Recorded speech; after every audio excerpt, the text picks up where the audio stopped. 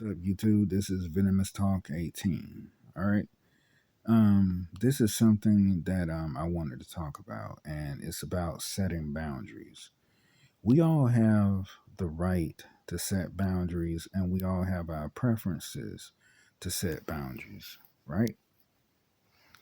But let's start with cell phone numbers, right? Okay, when you tell a person you don't want them to have your number, you're setting a boundary. Okay, you're setting a boundary and you are saying to yourself that you're protecting your privacy, right? But let's say, for instance, if you was in a relationship with a person and you feel like they did you wrong, but what if you wasn't being totally honest and you lied to that person based on like a certain aspect. What's the word for that? Manipulation. And they didn't give you like the full frontal reason as to why they did what they did, but they just completely denied everything and went on about their life, right?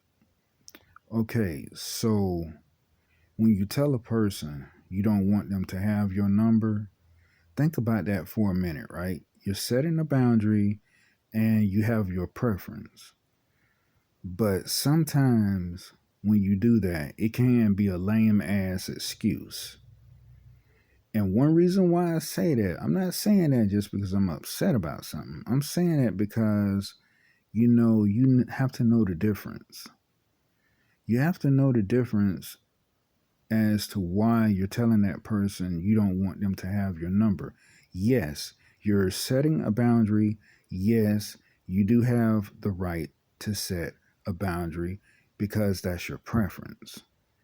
But just don't say, I don't want you to have my number because I'm protecting my privacy. It has to be a whole full frontal reason behind that. If you don't like a person, just say that.